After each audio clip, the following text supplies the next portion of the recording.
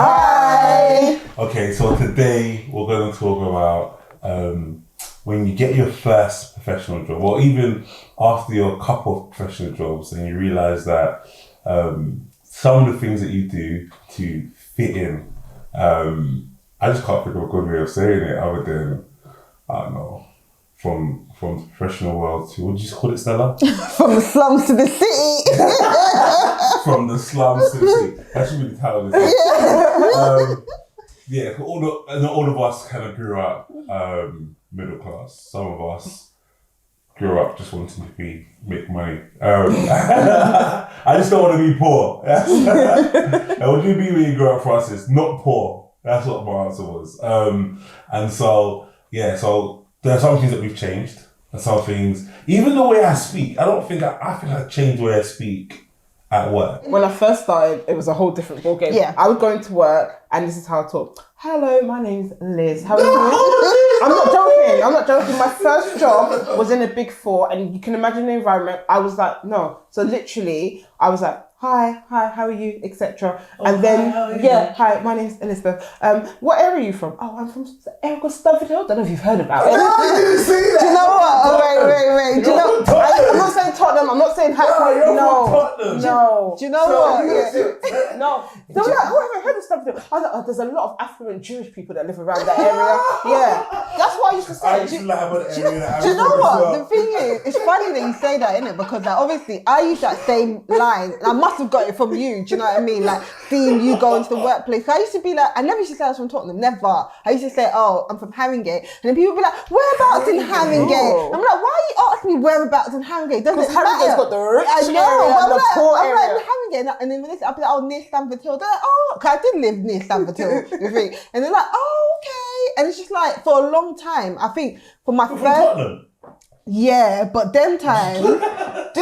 Wait, so do you not remember when the riots happened in Tottenham? When they ask me where I'm from, I used to say Herne Hill. Do you know what? I'm actually from Tulse Hill, which is like a stone's throw from Brixton. So when you say Tulse Hill, you're all Brixton.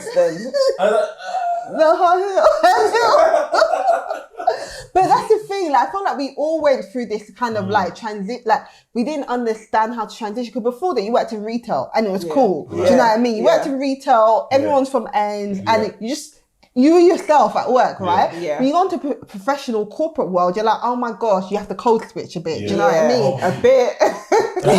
The whole situation, and you know, it's crazy because the workplace made you feel that where you was from wasn't good enough. Yeah, it's almost like you had to validate that actually I'm supposed to be here. I'm like you guys. Do you know what I mean? And I just feel like it's just it's crazy that we've all kind of like had similar kind of like experience, and I think a lot of people have done the same thing. A lot of us are doing the same thing. No one really spoke about it before. We just used to go into work and you'll be, you see those memes in it, like, oh, you're in work and then outside of work, you're back with your hoodie and stuff like that. Yeah. And I feel like sometimes, like, let's be honest, we can't bring our whole 100% self to work, but I think most of us now, we're in a stage in our careers where we're more comfortable bringing ourselves to work, and obviously there's parts of you that you're obviously going to keep at home because don't you think it's frustrating because so some of the environments I've worked in, it's all right for you to talk like you would talk with your friends around the pub. You can swear, you can say all of that bad language. But if I now said something like, "Oh yeah, I've got bear friends" or something like that, they're gonna look at me like, "Bear? Like what?" Language. And I think that's what's frustrating. Do you know what? It's it's a really good point that you've raised, because I've worked with quite a few managers that they were like F and blind, like swear a lot kind of thing. And I feel like if I came out, this is what I feel, that if I came out swearing, that it may not kind of land in the same way because of where I'm from. Like, oh, you're from the hood, or you're from the ghetto. Do you know what I mean? And I think, like, back to, I think with Liz, when you talked about the riots, when I got my first professional job, I think it was just like in the midst or just after so it was more of a pressure, like, I couldn't say from Tottenham because people are gonna look at me and think, oh, were you looting? Were you doing? Do you know what I mean? That's what people would think, because that people like are ignorant. Do you know what I mean? But I think one of the key things is like, just don't get to a point where you're coming to work and you're exhausted because you're trying to be something that you're not. But you know what was funny so for me hard. is that I actually grew up seeing my dad do very similar things. And it was weird because he owned his own business, but you would hear him when he was like at home, he would talk cool, whatever, just, and then he's talking, if he picked up the phone to someone like, I don't know, the bank or something, hello, hi, yeah, it's so-and-so. And I was like, oh, okay. So that's, it was like, this is what we do. I think that's a culture thing as well, though. Yeah. Do you know what's so culture and crazy about, like, yeah, you're right with the culture thing, right? And what is so crazy, I remember one of my early memories with code switching is I'll get in trouble at home and they'll say, look down. As a sign of respect, I must look down. Yeah, yeah. And then when I go to school and I get in trouble, I don't know why I always get in trouble. But when I go to school, I was like maybe 5 years old. That look me in my eyes. Okay, Do you know what I mean? And it was like, it literally told me what I do at home has to be different from what I do at school. I'm playing, and that's from an early age. Two different rules. Yes. Do you know what I mean? And so I think it's hard, and I feel that now that we're talking about like social mobility, and it's the cool thing to talk about. Yeah. And we'll talk about all of these. There's a big play when it comes to code switching. Yeah. There's a big play that is responsibility for companies to ensure that they create an environment that people can be their authentic self. Yeah. Okay, but do you also feel like we're now years into our careers? Do you think we have a responsibility to also kind of show ourselves so that the people around us start to understand and start to appreciate? And they receive all that I have. Do you know what? Do you know what? I feel like I have a responsibility to like a younger Liz, right? That if they can see that I can be myself, maybe it will encourage them. Or if I can show the people I work around me that actually, because I speak differently to you, it doesn't mean anything. It actually, it means nothing. It just means I'm from a different background. So I stopped doing that. I've stopped doing that whole talking like this and all of that stuff. I really don't care because my work speaks for itself. My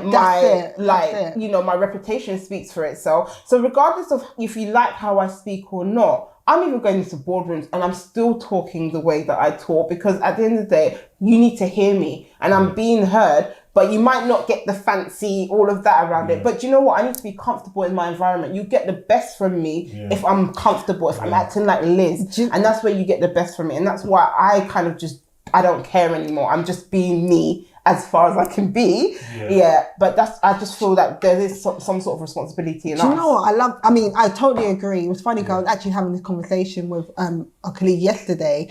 And I think that what I've learned is that you have to be comfortable within yourself. And I think one of the things that I do as a manager or being in a leadership role in my workplace is showing myself as who I am so you know that I am human. Yes. Do you know what I mean? And this is me. And I remember when I first... Wait, can I just ask about this showing me as me and so you know I'm human? Why do you say that? Okay, so a number of things. Because as you said, it's being having responsibility to your younger version of yourself. When I first came into the workplace, I didn't see anyone, I thought everyone in a certain way and I realised that, you're all acting. Later on, I realised that everyone's acting. But then it made it uncomfortable for me because I'm new into the workplace. It's my first proper job. I don't really get how I need to be. Do you know what I mean? And then you trip up and it's not comfortable. Do you know what I mean? And then, as you said, you can't perform at your best ability because you're trying to perform and then you're trying to be this person. Who are you? Yeah, you're acting and you're trying to do your job. Do you know what I mean? If that's your day job, it's acting fine, but it wasn't. Just leave everything there. But you know, we'll come back to that point in a minute actually. But I think so essentially I remember that when I was going for promotion, someone said, it was like a friend, a colleague, but they were like, oh Stella, when you reach this grade, you have to change the way you do certain things, because you can't be doing that because like what? So I'm quite a laid back person. I was friends with everyone, in my team, even people that I managed. Not friends, but I was, I didn't always pull rank kind of thing. And also I wasn't an early riser. I didn't get to work at 9 o'clock. Don't expect me to Not that she was late, though. Explain that point. So basically we have flexible working, so you can get into the office anytime before 10, right? But most people just thought, because even though that rule was in, people were getting 8:30, 9. I wasn't that type of person. block up my calendar. Don't put meetings before 9:30 in my calendar. So that's how I was. And then people were like, oh, but when you become this grade, you need to show yourself in a certain way. And I was like, no, the policy says that you can come in before this time. So there's going to be other people that may also not be early risers. They might have other responsibility, taking their kids to school, and they don't feel pressure because actually I can see other managers are coming in at this time. Do you know what I mean? And it's fine. And that's what happened. The people used to talk about other people that, oh, this person's a part-timer, this person comes in, like, whatever. But then when you, as a manager, you come up and show like, this is what I do, this is what, I'll be like, I'm not a morning person, guys, but I will get my work done. And everyone knows that I will deliver. So it's like, if you're going to do certain things, make sure you are delivering and you're showing that you know your stuff, like, and you're doing your work.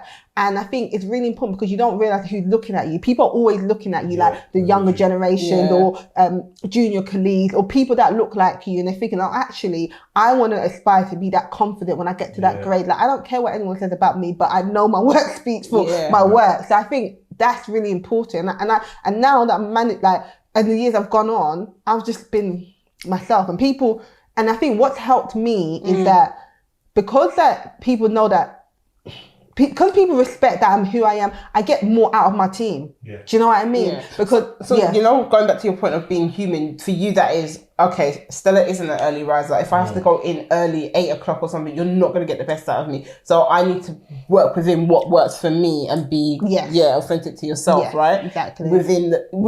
Notwithstanding how people start to say things. Yeah, exactly. And I had to get comfortable with that because, like, when she said that, I was like, oh, do I have to? I thought, no, I'm not going to do that. I'm not going to do this thing where I'm trying to be someone that I'm not. Because as you said, there's no point in me. Imagine you're going for a promotion and then people are like, oh wow, she's not what we expected her to be. But if I know that me coming in at 9:30, 10 o'clock, you're going to get my optimum. And you know what I mean? That's how I operate. That's how I operate. So then, do you know what I mean? So I feel like it's really important to show that you're human as well, because in the workplace, people are going through stuff. And I think when they know that other people are human and we're not just robots coming to work, then some people, you can get the best out of people, essentially. It's kind of like a cycle. Do you know what I mean? So I think for me, I think what I'm saying is that when you progress up the ladder, yes, there's going to be certain things that you have to change, but just be conscious that there are core elements of yourself, that the things that are important to you that you should maintain,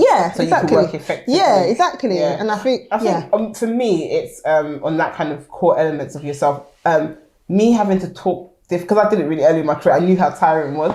Me having to now talk is so tiring. And then me having to now do that at the level that I operate, it's just too much. I'll just stumble over my words. I'm also dyslexic, so there's a point, and I'm an introvert. So there's a point around getting your words out as well. So if I now need to think about how to get my words out and then think about how to say them, I'm just going to get lost in it. And so what does happen, don't get me wrong, there is a reason why many people don't do what I do. It's because that people don't look at you well when you talk a certain way. For me, I've had to deal with that. And typically how I deal with it is people will tend to try and cut me off, or they'll try to ignore me. But I'm like a dog with a bone. If I've got a point to say, best believe you're hearing it. True. Because I'm going to be heard. And more time, the good thing about like how I operate and being an introvert is I wait for everything, I look at the bigger picture, and then whatever I'm going to say, I make sure it's impactful. I think that's what I do. And it doesn't matter how I say it, because it's so impactful, I'm heard. And I'm heard by level, like then people are leaving the room talking about what I've said. And that's what I do. I don't care about how it sounds. The thing is, what I want to say is that, because obviously we've all talked about how we are, like we talked about when we started, how we are now. So obviously we've gone through the journey. So then what kind of tips of advice are we giving to people that are coming in new? Like how can they not be who we were before? Do you know what I mean? How do they get to this point earlier in their career? Right, so for me, and sometimes you're looking for a job and you're like, anybody that will take me, I'll work with you, please.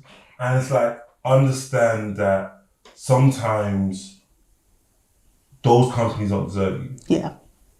It's true. And there's more companies out there. You know what I mean? There's more work than there are people. So it's really about finding the right opportunity. Do you know? I think that's really important. I think it's really important. Culture is important. Yeah, I mean that's we can do a whole episode on workplace culture. Even till you find a culture that suits you. No, but it's true. But the thing is, it's like when I've now looked for roles going forward, I think about that as well. Like, okay, can I? Because before I used to be angry, like, oh, I didn't get this job, whatever. And I thought, actually, did I actually want you wanted to be accepted in an environment that's not accepting of you? Exactly. It doesn't actually make sense. That's why. Because imagine at your level now going into a company and feeling like you felt when you first started. No way, I'm not doing it to myself. No, I'm not doing it to myself. Like, you want to, like, that's why like a lot of people are liking like the startups and the creative companies, because like in those environments you have to be expressed and be yourself. Okay, so we want to hear from you guys. We want to hear about any stories from your workplaces where you've spoken about where you're from, you've been bold about it, but it's been ill received. They've been offensive. They've said something that you just want to you can't. We want to hear about it. Let's talk about it. We want to discuss those things on our next episodes. So thank you guys. I really appreciate you guys for listening to us. Comment, like, subscribe, share, and what else do you want to tell people to do? Bring your best self to work. Just be you. Yeah. Be you.